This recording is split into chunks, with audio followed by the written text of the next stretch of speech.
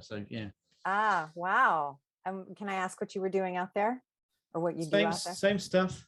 Okay. I was a personal trainer from like 1995 to about 2005. And then I got more into rehab. I did some studying out in the States at the Czech Institute a long time ago. Sure. Yeah. And then I got more into pain therapy and rehab. And then about 2010, I got into kind of reading Ray Peat's work, and looked at all his references, St. George, Selye, Katharina Dalton. And that kind of spurred my interest to go back to uni to study hormones. So kind of 2010, I stopped training people, still did consulting. And then 2020, I decided to just give up therapy full stop and just go into coaching and research. Oh, that's nice. That's a nice transition too, because Yeah. I'm sure how my husband's a chiropractor and he does quite a bit of physical, body work as well. So Yeah. I know after years and years of doing that, how it could take a toll on you physically. So it must be nice to be taking a break and just doing coaching. Yeah, it's nice. I'm just trying to work out how to do it because I start the research in September. That's 50% of my week. So it's going to be a juggle to get everything done, but looking forward to it. Okay. Oh my goodness. This is exciting. I love that you said Katarina Dalton and of course, Ray Peat. So Yeah. I've gone down this Ray Peat rabbit hole myself over the last several months. And I mean, I've always known of him, but just recently fell into this circle of people with reading Kate Deering's work and having Georgie Dinkoff on my show. And Yeah. I am the CEO of a company. This is just a year now, called Ona's Ona's Natural Plant-Based Hormones. So we do hormonal creams that are all bioidentical. Sure. And I started my journey with progesterone 7 years ago, and maybe a little longer. And I started my estrogen dominant support group on Facebook then, and now we're at 20,000 members. And That's what good. we're finding is this like overall issue and vast difference between the absorption between one person and another person. Mm-hmm. And so, we go with the Ray Peat concept of really low dosing. And then all of a sudden we're up to 100, 200, 300, 800 milligrams, obviously not with his Progest E, because that's just this little bottle of oil, but with the topical creams, anything we can do for some women to get up to those doses that we need to get them symptom free. Yeah. So I had a pharmacist on my show who is an expert in this field, and she said, her name's Carol Peterson. She's a pharmacist, and she said, something that's overlooked is two things. One is candida, and that it can occupy receptor sites and make it difficult and make things very confusing. And then the other was xenoestrogens. And she said it's very hard to test them. So she didn't have a ton of info on that. And that's why I have you here today, because I'm hoping you can help us crack open some of the mystery behind xenoestrogens. So first of all, like what is it? What is a xenoestrogen for my new listeners? Well, I think it's quite a broad term. Obviously, the idea, it's kind of like a fake or an estrogen stimulating compound. And the idea behind it usually in a scientific term, it's used to describe the effect that it can stimulate the estrogen receptor. Now, the estrogen receptor, and again, if you look at any of Ray Peat's work, is one way to describe the effects of estrogen. It's the molecular binding place for where estrogen binds into its cognate receptor and then goes off to do its kind of more molecular work, around in the cell, imprinting, creation of genes. But there are also broad non-molecular actions. The more, if you think about thyroid hormone, it has a genomic and a non-genomic effect, the gene inducing effect versus kind of metabolic type effects. And that's the same with estrogen. We don't have just this molecular capacity. We have the capacity for estrogen to exert its effects without having a molecular action. So in the environment, there are thousands and thousands and thousands of estrogen-like compounds that exert this effect. And to the extent they can antagonize the receptor, they can agonize the receptor, they upregulate, they downregulate, they can be instrumental in creating a proliferative response. And, ladies are very well versed in what the menstrual cycle does and the kind of the follicular phase and what happens when estrogen rises. The amount of glycogen that's in the kind of the uterus and the estrogen type receptors that are responsible for kind of proliferating. And I've always used the term weight training for the uterus. It was estrogen's response. And then you have the progesterone that comes in, calms everything down, differentiates tissues and gets ready for the next cycle. And also the abundance of from the corpus luteum. But to the extent that estrogen and xenoestrogens kind of combine, you have obviously this external force of estrogen and this internal level of estrogen. And for females, that can be particularly problematic because they're 10 times more likely to be low thyroid, which has a specific issue with estrogen.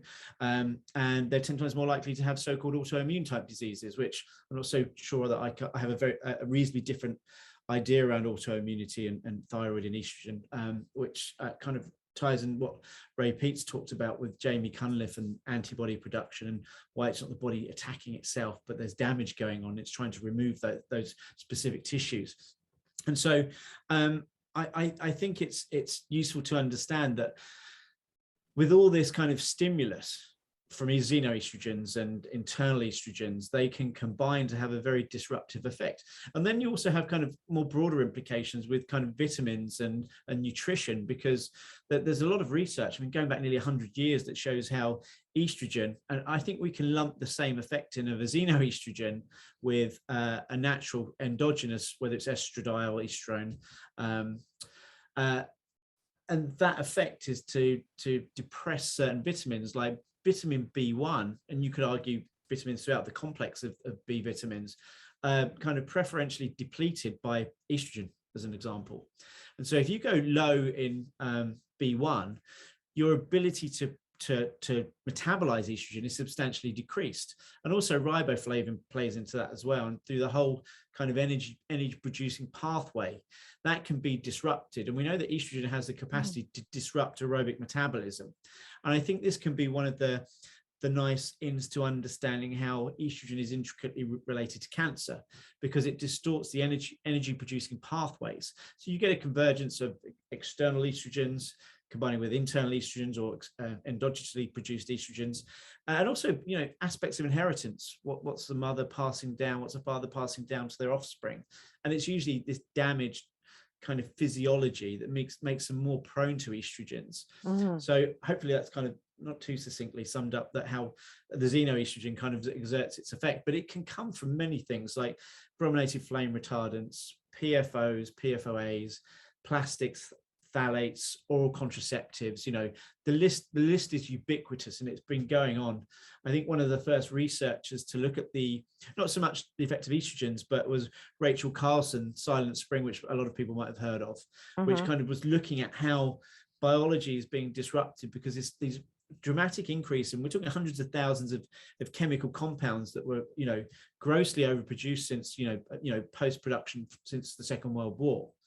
And it was only after a while that I was starting to see effects, whether it was, you know, the synthetic estrogens in the pesticides like DET, DES, and you know, some of these compounds aren't easily degraded. They're there over time. They can take some compounds that have been around for 100 years still haven't degraded, and now we've got the more kind of robust ones like PFOAs and PFAs, for example, are very robust. You know, they've been used in military technology, and they're very hard to break down and persist, and getting them out of tissues can be a real problem. Wow. Okay. So the B vitamins you're saying can act as a xenoestrogen in the way that it can antagonize estrogen receptors, or it depletes progesterone, for example. But is that what you're saying? Like even some things that are like vitamins can be xenoestrogens? No. Is the opposite of that, is that B vitamins are very, very useful for metabolizing estrogens. So estrogen dominance can come around from a B vitamin deficiency. So there's research back in the early 1940s that showed that females who are experiencing metorrhagia, you know, very heavy cycles, cystic ovaries, rampant cornification of the uterus, cancer of reproductive tissues like the ovaries and endometrium, particularly in females, but also what was shown to be in laboratory rats as well, is that this B vitamin deficiency was associated with estrogen dominance. Mm-hmm. So some studies they looked at is that they ovariectomized some mice or rats, and they implanted them with estrogen to see what happened. And then they fed them a B vitamin deficient diet, particularly thiamine was one that they looked at, and riboflavin. And they both had an effect where when they were depleted, the rats were maintained in permanent estrus because of the inserted estrogen pellets. But when they put adequate B vitamins back into the diet, the estrogen and kind of permanent estrus stopped. So that's where they came around with the idea that having adequate B vitamins in the diet was very, very useful for preventing estrogen dominance. So I think, that there is, and perhaps we were talking about this as part of the strategy, there are many things that you can do to ameliorate what is potentially a very stressful and damaging environment that lends itself to this kind of hyperestrogenization. Gotcha. Okay. I was like, wait a minute. That definitely didn't sound right at first. Okay. So that makes more sense, especially because I think the pamphlets inside of birth control packets used to say for many, many years that it depleted B vitamins in the body, including could make some women B6 dependent. And the pharma lobby for the birth control pill lobby to have that removed from the pamphlets. And yeah, that was something that was just criminal in my opinion. And so, women just don't know, although the pamphlets are, miles long. So you barely even get a chance, especially young women who go in to get on the pill. They're not going to read them anyway, are they? So it's really unfortunate. But okay, so this makes sense. Do you need to get that? No, it's just the clock going off. Oh, okay. Oh, I thought it was your doorbell. My grandma's antique clock going off. Oh, nice. Yeah. Okay, so then this makes sense why it's so difficult to test. Like we can't. So if, for example, I offered the Dutch test, the dried urine lab, and how is that going to affect someone when you're looking at someone's estrogen levels? And looking at their metabolic pathways, the steroidal pathways, and what they're doing with their estrogen. How can you know if these xenoestrogens are playing into those levels, or is there any way to measure what part of a female's estrogen levels are xenoestrogens? Is that even possible? Yeah, usually, if you wanted to get really technical and specific with it, you can do other like urinary analytes to see what's going on within the urine, because they act just generally as antagonists or agonists at estrogen receptor. You may see upregulation of estrogen-based responses. So, for example, if someone is estrogen dominant, whether it's male or female, and bearing in mind this is becoming a global issue for kind of gents as well as having too much estrogen, is that you may see increased levels of estrogen, but then equally, just like with the blood test, you tend to find that, sorry, I just know there's someone at the door here. Go ahead. It's totally fine. Sorry. That's all right. I won't be interrupted again after this. It's okay. Thank you.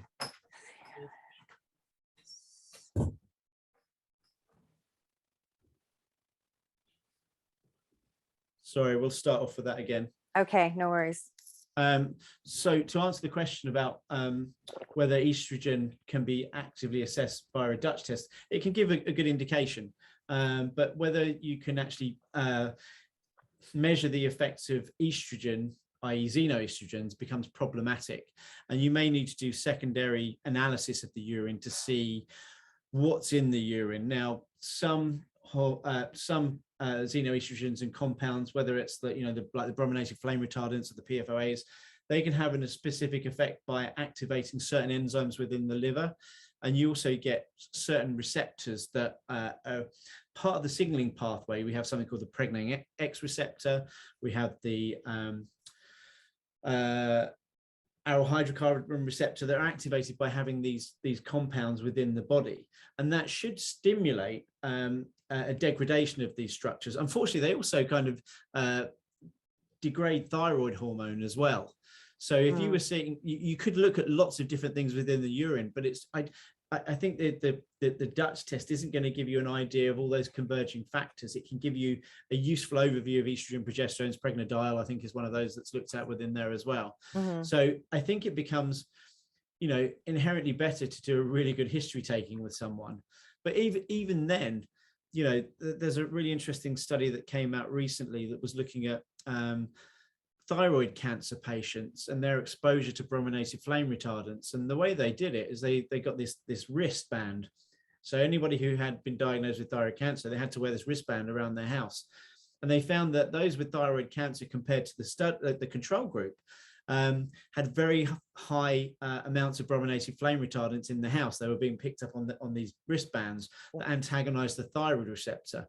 And so that's the kind of thing that you'll be looking at from an estrogen receptor issue or an estrogen-like compound that can have an estrogen-like effect. And I think it becomes, as I said, inherently hard. You might see, you could argue that, the Dutch test, much like a blood test, could appear relatively normal, because the interfering factor is coming out from a xenoestrogen-like compound that might not show up these effects, but yet it might increase aromatase. It might increase the conversion from the androgens to estrogen, and that may show up in the test, but it might not, because that might not be the only pathway of disruption, and it might be that the xenoestrogen is also exerting more of an effect on thyroid hormone. As an example, we know that when thyroid goes down, estrogen goes up. There's plenty of studies that show associations rather than causative factors between the incidence of estrogenic-like traits like fibroids, cystic ovaries, and also thyroid nodules. So this high estrogen-like state that has a kind of proliferative state on the reproductive tissues also might have a proliferative effect on the thyroid gland itself. And one of the interesting findings behind most people with kind of thyroid nodules and thyroid cancer sometimes is that the thyroid bloods are completely normal. So there's a level of disruption that the blood tests aren't really picking up.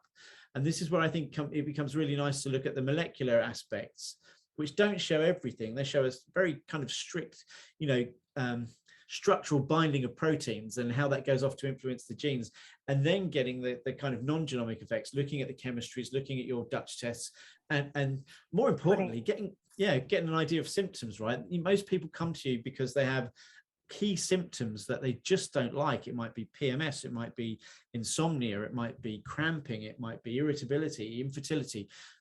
They're the things that I think we have to look at. And I'm still a big believer is that I'll look at more symptoms than I will look at lots of tests and say, right, how can I get change in that particular client, despite the blood test showing normal? I've seen clients with Dutch tests. I don't recommend, I personally don't do lots of testing with clients, but if some clients do come in with Dutch tests and blood tests and things like that, I go, that's great, let's look at that, but what's the symptom that's driving that right now? And then I've seen that progesterone looks great, but they've got very clear symptoms of progesterone deficiency. So then you go, well, this is where you go in with the progesterone, very carefully measure the dose, look at the effects, and you see these symptoms clear up. So I think whilst being, the old adage of test, don't guess, I think, we've probably all seen our fair clients that have come in with folders that thick and they're still guessing despite doing all this testing.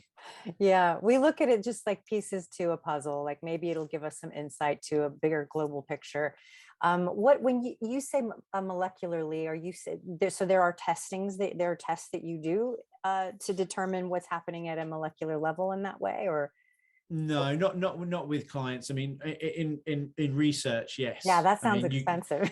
You can do it. I mean, my research is looking, which starts in September, is going to be looking at both biochemistry effects and molecular effects of xenoestrogen type compounds on thyroid physiology. How does it affect the receptor in the rat brain? How does it affect the biochemistry presentation? What are the thyroid hormones doing? What are the lipid peroxides doing for when thyroid goes down? Can we perhaps get a better idea of why T4 doesn't work well with these clients and they still have bad or kind of hypothyroid type symptoms? So it's a piece of the puzzle where the clinical research can perhaps drive some of the ideas behind what is good and what is bad protocol, or you know, even the nuance between person, and sometimes that just comes from working with the person and Yeah. finding out what works. You can have all the information in the world, like we said.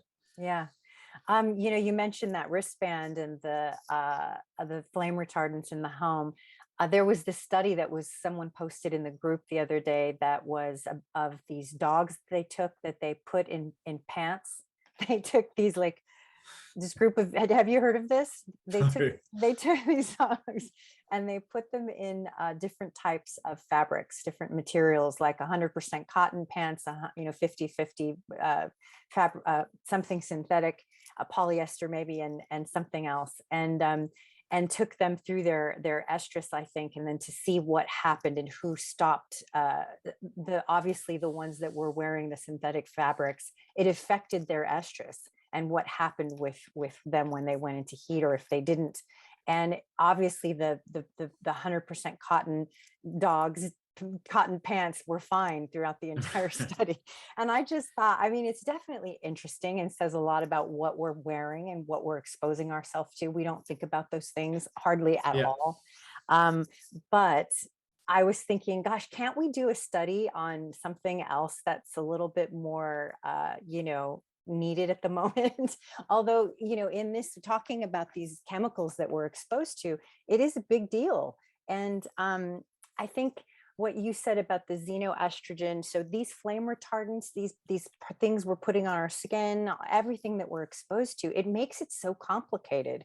And so when we are doing, so when someone starts to use progesterone, and like you said, we get, oftentimes they get these labs that say that almost everything is normal. In a Dutch, you can kind of see when someone's having these major symptoms of you know, estrogenic symptoms, and everything looks pretty normal. You can look at their cortisol and you can start to figure out, this looks like there might be a sluggish thyroid happening here. There might be some kind of hypometabolic state going on that we're just not seeing in the progesterone's holding the line there. Maybe the testosterone's looking a little rough, and like the DHES is something that goes quickly, I feel like. And then but in the cortisol end, it just looks insane. But again, it doesn't always go with the symptoms. So that's why these are all just little pieces to the puzzle between the what you're wearing, what you're exposing yourself to, your toxic burden, or whatever you want to call it. So talk to me a little bit more about, because people, when they have low estrogen, whether it's the Dutch or their bloods or saliva, everything comes out low estrogen. And they're maybe heading towards perimenopause and menopause. Everyone wants to get onto estrogen, and right away, oftentimes women feel better.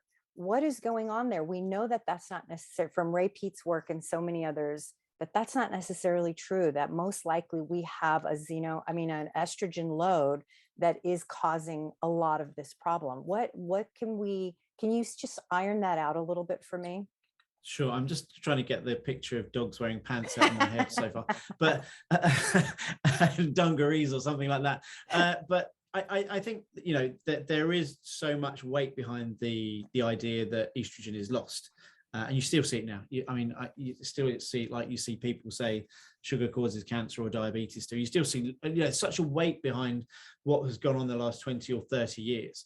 And I think it's just like when you change anything, it's almost like a dietary response. If someone's gone from a high carbohydrate diet to kind of, say, a low carb diet because they're not metabolizing sugar very well, you're going to see a change. And if you kind of just extrapolate that to estrogen as well, is you're putting an excess of estrogen in the system. When we know that estrogen can have some specific effects, it can increase serotonin, it can probably increase adrenaline to a degree, it can increase various different aspects that create some aspect of excitability within tissues. So what could be a short-lived response may not pan out over a long period of time. And I think it becomes extremely problematic to say that someone needs HRT, again, when you're just looking at all of these tests that either show normal or perhaps even lower. It would be normal for perhaps estrogen to be slightly lower as the ovaries fail. But again, if you're not looking at aromatase, if you're not looking at progesterone, I think it becomes very, very problematic. And I think the idea that all postmenopausal women need it, I think it is needed to a degree on some level, but I think that it's such a small amount that I've seen probably one or two clients over the last 10 years that were probably truly estrogen deficient, many hundreds. But I do think it can be that could be the factor that they did need it, or perhaps, this stress response that's when you get stressed, when you bring in something into the system that kind of gives it a bump upwards, the system often responds by going, yeah, I feel good initially. It's like often with iron infusions, when people have iron overload, more iron is going to make you feel better because you feel stressed. It's like going for a quick run. It would make you feel pretty good because the stress response, the endorphins, the heating the body tissues up, can have this beneficial effect. But I think with estrogens over time, that the capacity to, let's say, destructure water, disorganize tissue, unless you're looking at the long term of that, I think you're kind of doing yourself a kind of misservice. It's frustrating, I think, because when these women are suffering and having hot flashes and or you say hot flushes, don't you, or flushes? What do you say? Hot flush, yeah. Hot flush. When you have these experiences or vaginal dryness or atrophy, and then you find something that helps you, and you feel better for a long time, it's so difficult. Or another example you mentioned was the iron is especially with iron, because you're being anemic, you feel horrible, and you're on death's door. If you're at the point where you're getting iron infusions, I met Morley Robbins when I was anemic. This was several years ago, and I was having major issues with my cycles, and I was passing out. I was having these kind of catamenial type epileptic, like little seizures. It was bad. And he comes along, I meet him, and I'm just so, he's so passionate about what he does. You know who Morley Robbins is, right? Yeah, I've heard of him. He talks a bit about copper and vitamin A, does he? Ceruloplasmin and he's not on the vitamin D train at all. He thinks it depletes the body in many other ways. But anyway, and that if you get up your magnesium and your retinol and your bioavailable copper up, that your D will normalize on its own.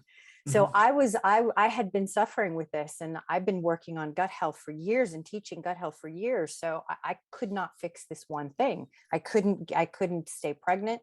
I kept miscarrying, and I was having, major problems with my cycles. And so when I had been taking D and doing all the things, and then Morley comes along and says, and I went to get one iron infusion.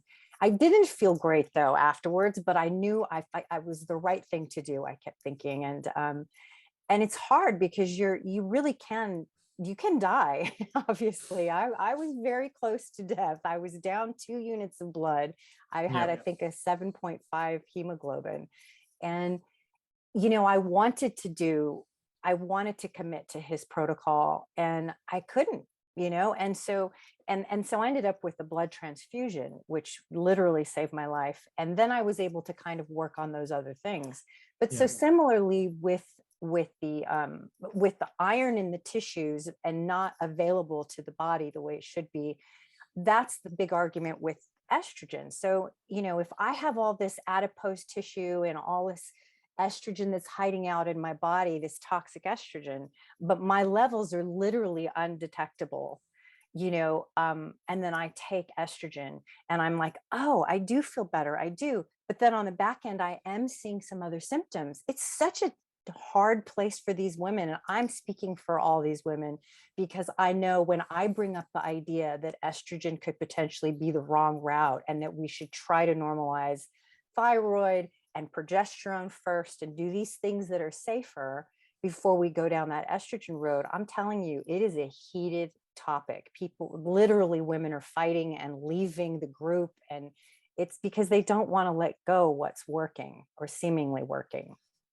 Yeah, and I think the notion about what an increase to estrogen will do, it will kind of lower thyroid hormone, it increases thyroid binding globulin. It generally leads to, if you look at the many studies around increasing estrogen, it will increase TSH over time. There's a few studies that show that actually those who take HRT are more prone to diabetes. And I think there's probably follows the pathway of decreased insulin signaling, decreased thyroid, decreased pancreatic responsiveness to thyroid hormone. Remember, most of the glands that or organs that we have, whether it's the liver, the pancreas, they're all thyroid dependent, and high estrogen will suppress thyroid over time. So I think the kind of obvious things around temperature are pretty useful to look at here. What's temperature and pulse doing? But again, there's such a plethora and crossover of symptoms between, what people are experiencing. I think for the average person, whether it's male or female, the amount of time people want to spend on analyzing what they're doing and how right it is for them is difficult for most people. Whether it's the standard approach, wherever you are, it's like, I want to feel better instantly, and I want to pill to a degree. And there are some people that don't want to take pills, but still want to kind of get better relatively quickly. And sometimes it can be years and years. I've got an old client of mine. She came to me in her early 40s, and she'd been through 20 years of estrogen therapy, including injections of Depo-Vera, been on oral contraceptives all her life.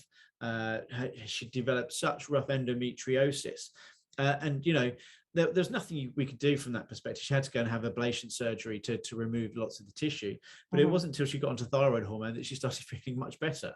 Wow. And it's the muddying of the waters between interventions like estrogen and what it does to whether it's thyroid function or suppression of progesterone or changing blood sugar responses. I think there's so many different things. And then you go to the doctors, you've got 5 minutes with them, they run a test that's completely reductionist and inappropriate to diagnose anything, and then you kind of go down the route of medication after medication or hormone replacement that's perhaps not working. So it's tricky, and whether you go onto these things and want quick responses or are prepared for the long-term responses, it involves some effort on understanding what's going on and how you feel, and looking at the markers that I think are really good to see if something's working, which is energy, sleep, digestion, absence of pain, quality of mood, and good libido. I think they're really kind of useful, kind of broad subjects to say,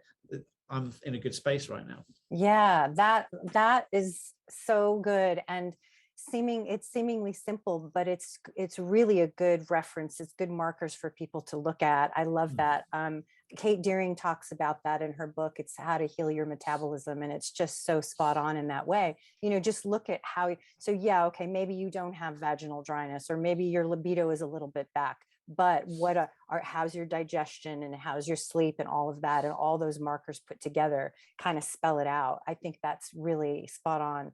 And what was I going to say? You mentioned something. When women start progesterone, can you speak on this a little bit? When women have never had progesterone and they're on, they start to take BHRT, just the bioidentical progesterone.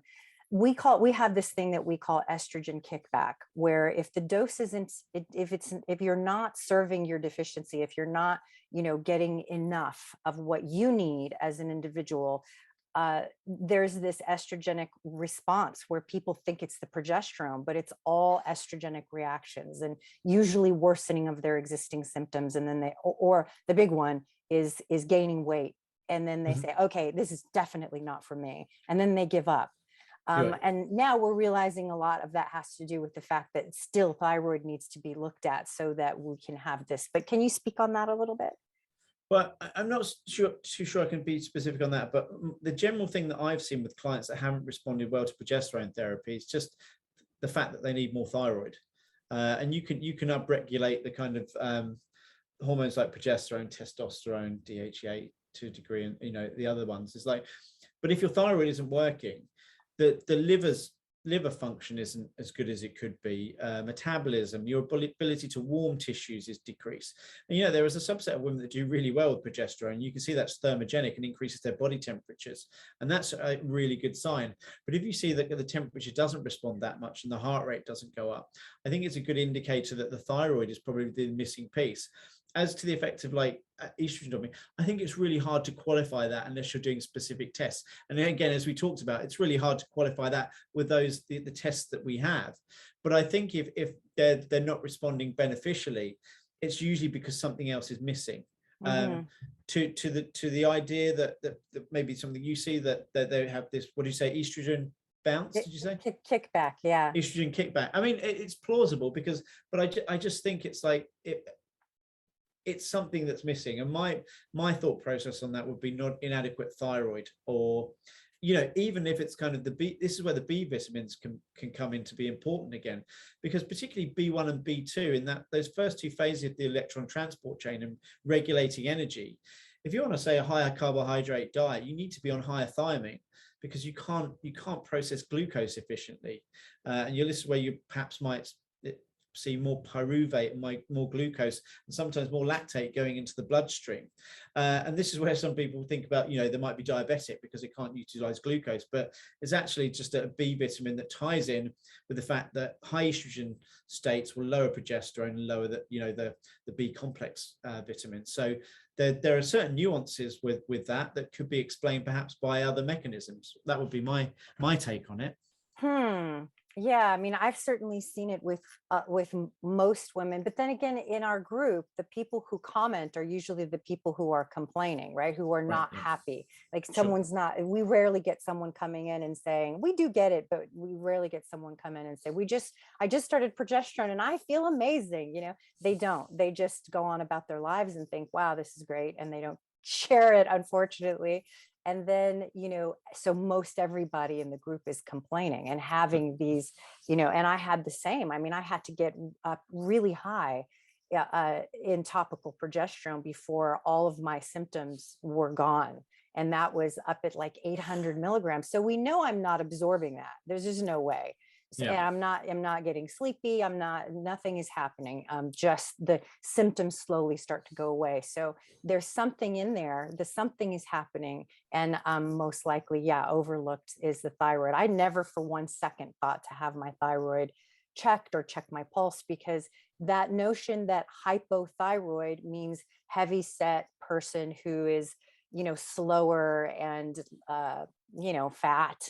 And then hyperthyroid, that's what people would say. Oh, you must have a hyperthyroid. You have such high metabolism. You can eat anything you want. You're so skinny. You must, you don't have to work out. How common is hyperthyroid? It's there, and I think it's probably increasing more with the amount of endocrine disruptors, but I think the prevalence is more towards hypo. Even the oldest kind of thyroid researchers, you go back to Broder Barnes and the stars, and one of the most common findings of hypothyroidism was in anorexic type patients, then patients who just didn't eat appropriately. So it kind of ties in with the people who don't do well on progesterone, because some people will think, I'll take progesterone and everything will be okay. But if you haven't got the foundation right of good nutrition, managing stress, the right type of exercise, it's like just not throwing more petrol on the fire, as it were, but it's just like the fire's not going to burn appropriately because you've got these blocking factors, as it were. So I think it's really important to get the foundational responses there. But I think hypothyroidism is I've got some interesting new kind of thought process on hypothyroidism, and I think some of the the definition of hypothyroidism usually is their TSH is below, some people say 0.5, and that's where I think decent TSH value should be if we were looking at it. But even if it's undetectable, there are some great people who've written about thyroid, like Paul Robinson is a thyroid patient who kind of documented his experiences, written some really good books, and he's of the degree that TSH should be as low as possible. Because TSH is essentially, it's not a thyroid hormone, it's a pituitary hormone that responds as part of a broad response to low thyroid hormone.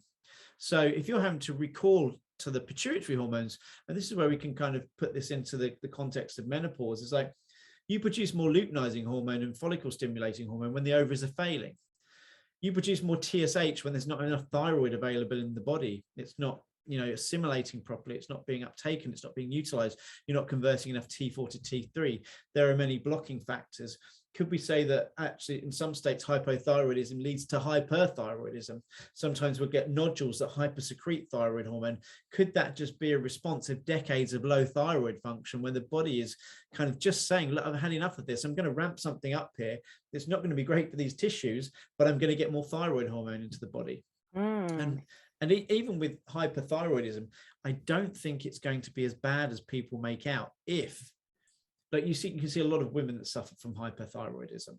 I guarantee that in a subsection of the client base that you look at, it would be women who haven't eaten enough, chronically stressed. And if you're running around like that, you're going to, for a lot of women do undereat. We know that. I mean, a lot of clients have come to me, and probably yourself over the decades, that they've chronically undereaten, and some are kind of gaining weight, some are thin and just don't gain weight at all, because obviously they're not eating enough. Now, to the extent that someone appears hyperthyroid, you could be running off adrenaline, your heart rate could be going through the roof. When you run off adrenaline and you're burning body fats all the time and breaking down proteins, you're going to have a much worse presentation than someone that eats on a regular basis. So if you were to get someone who's eating 1,500 calories that's also looking hyperthyroid, and they actually really are hyperthyroid, get them to eat 3 or 4, maybe even 5,000 calories a day. See what happens with that. Will the body calm itself down? There are ins and outs. You can slow thyroid function down by giving someone a belly full of broccoli or fish oils. That will slow the thyroid down. But if you were just to say, look, here's the amount of energy that you need, the body may compensate after time. And also, if someone's B1, B2 deficient in the B vitamins as well, there's so many different crossovers into many systems, with beriberi, for example, which is thiamine deficiency. One of the key symptoms of that is a tachycardia, heart rate over 90 beats a minute.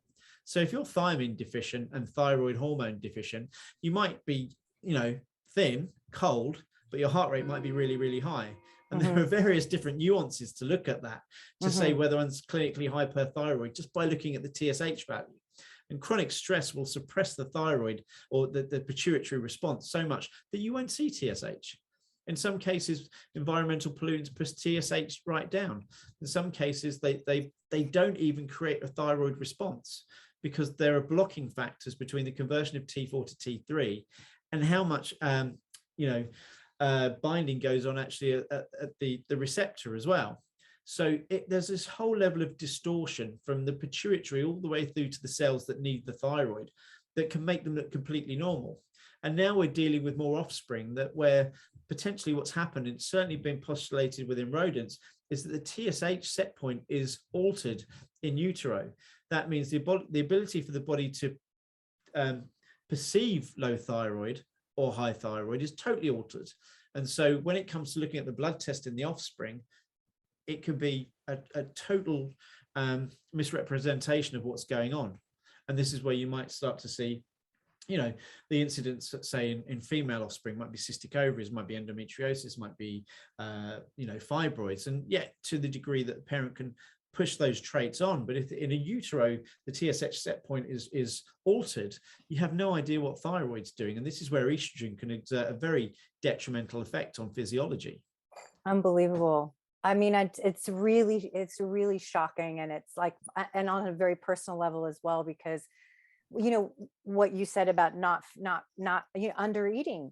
I mean, that's just, I know this is probably not your wheelhouse, but why do women do that? Is that just, I mean, from such a young age, I just didn't eat. I mean, there was certain factors for a lot of women where, you grow up with siblings who maybe are skinnier than you, or maybe they're fatter than you, or maybe there's all these like types of things that might play into that. But so many women do this to themselves. And that was chronically my issue. I just never, ever ate. And when I did, it was never good.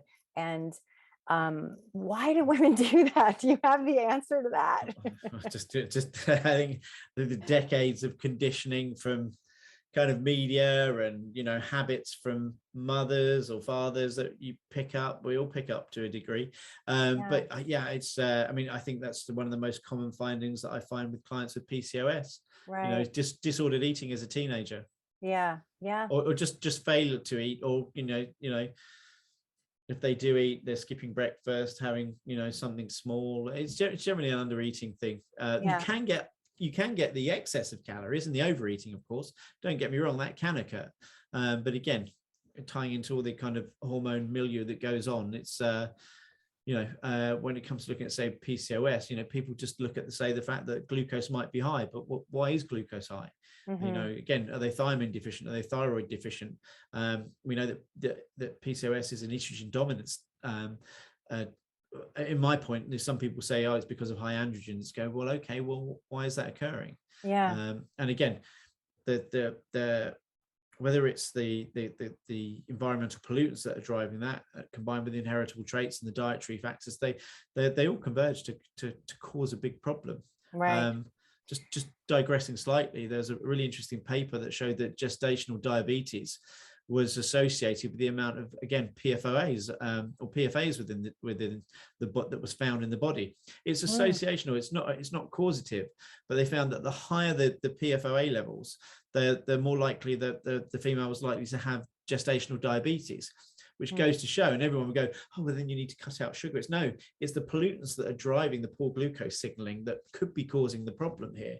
And how do you get rid of that? Well, that becomes a $1 million question, doesn't it? Yeah. I had this great situation when I was working with gut health and started using progesterone. I had a client who had two babies, and she had gestational diabetes. And then she got pregnant again, and she came to me and said, I don't know what to do. My diet, what's going on with this gestational diabetes thing? I don't want to get it again, of course. And so we did, progesterone along with some diet changes, and 2 more children she had, and didn't have the gestational diabetes. So that's the progesterone. I wonder, do you think would help with those toxins and help to, besides, helping bring up her progesterone levels in general, what do you think progesterone plays into with gestational diabetes? Well, if you go and read some of the research, that some of the suggestions are that progesterone is responsible for gestational diabetes, and I think this is muddied because they tend to look at the progesterone receptor. And if you just look at the progesterone receptor, you need to kind of be very clear that the estrogen receptor influences the progesterone receptor. And if you're in a low blood sugar state, the glucocorticoids and also glucose will bind to the progesterone receptor. So there's this milieu of different effects, but I think generally, because progesterone will act as an anti-estrogen, and you talked about Katharina Dalton's work, and one of the main things that Katharina and Ray kind of talked about, which got me into this, was that generally hypoxia is the main reason why women tend to miscarry. The first trimester, it's a very, very hypoxic state. Progesterone will influence aerobic metabolism, like we talked about, with kind of the energy producing pathways, and that would produce more carbon dioxide, which will mean more oxygen will be dissociated.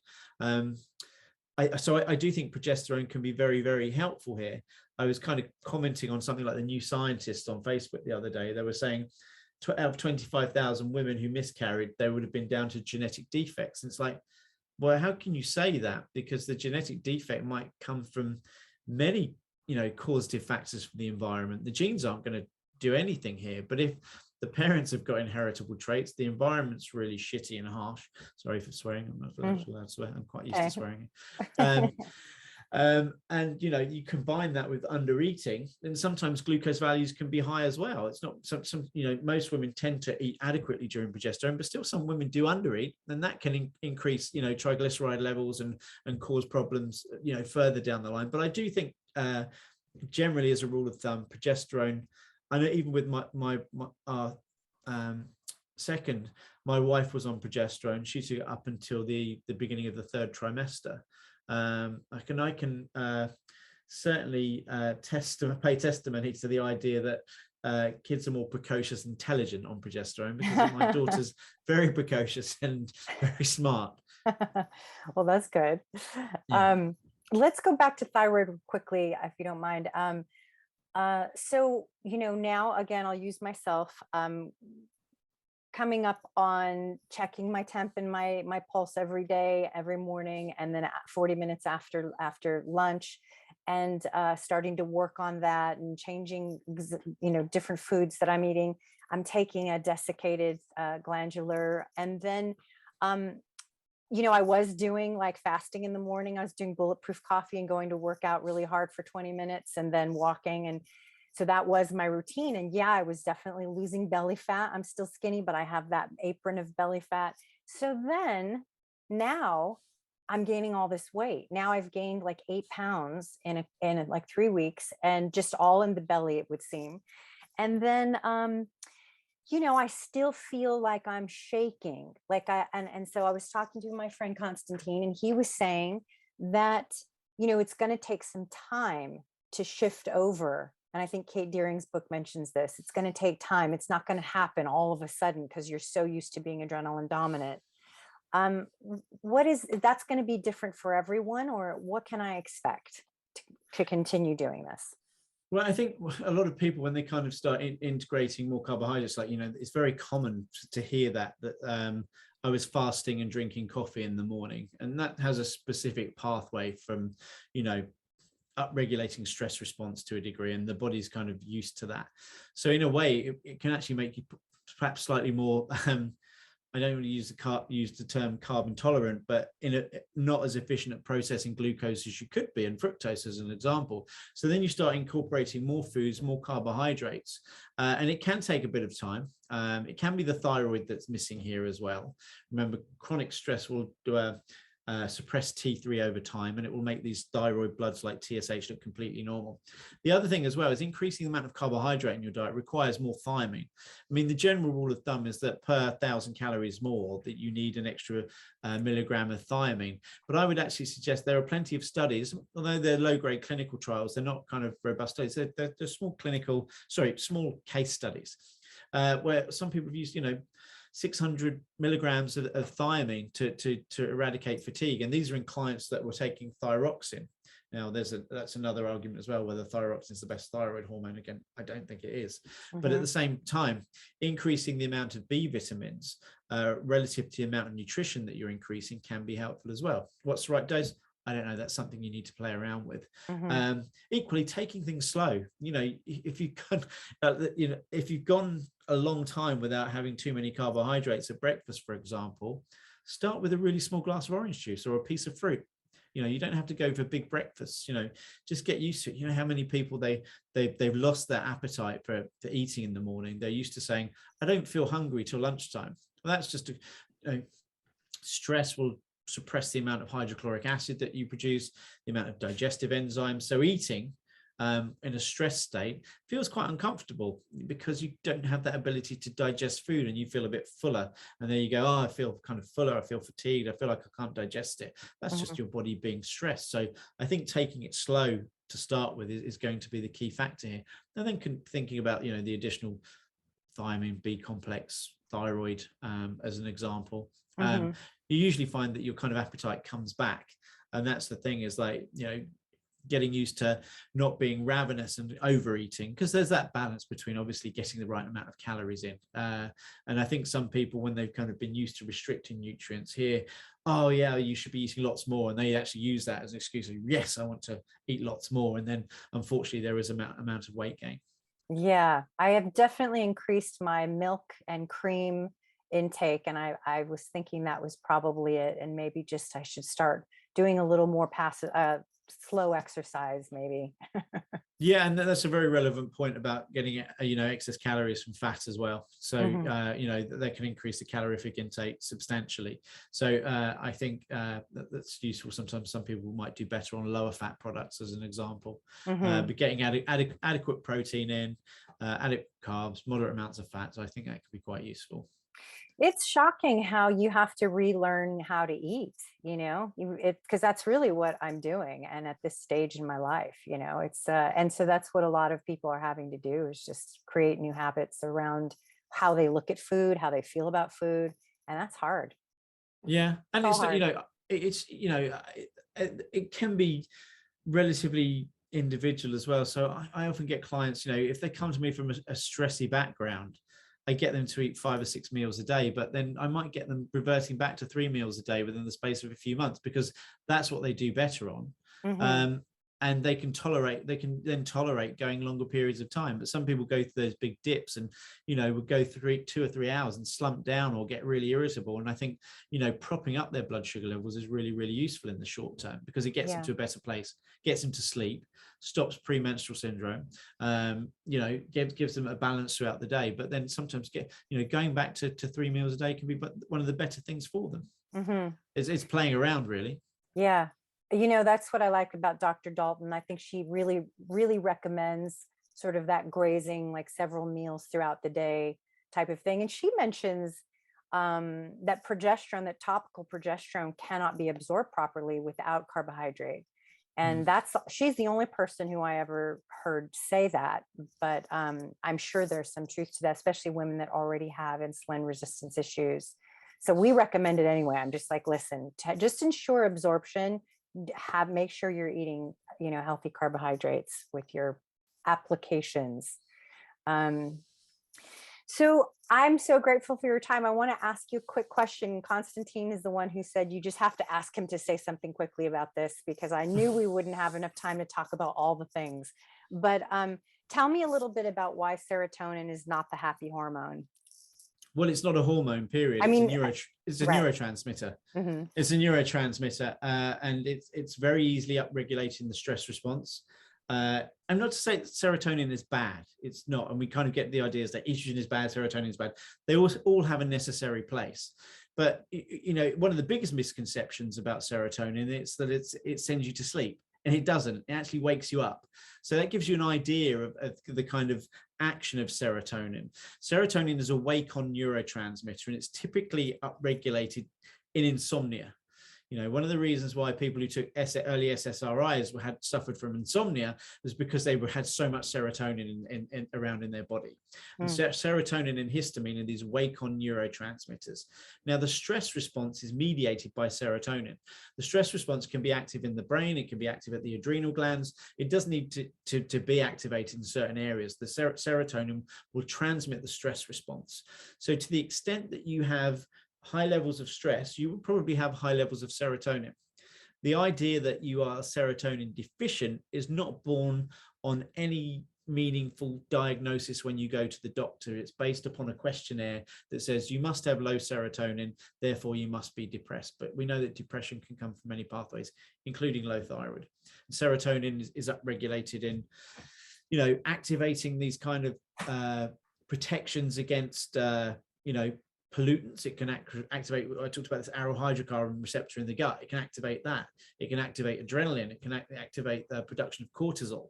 So serotonin is much misaligned, and it's maligned. It is maligned for it's not maligned, sorry, for the right reasons. But I think it was Ray Peat that got me interested in that in the first place. And then I went away and studied a sleep physiology course that kind of really just said, well, that kind of makes a lot of sense, because it is serotonin that wakes you up at night. So lowering serotonin can help you to get to sleep.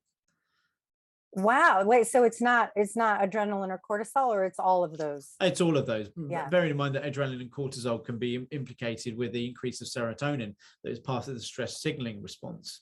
So people often get confused because just melatonin, which helps, it's not a classic sleep on transmitter, but it will help. It kind of prepares the eyes for sleep. It kind of slows the body down.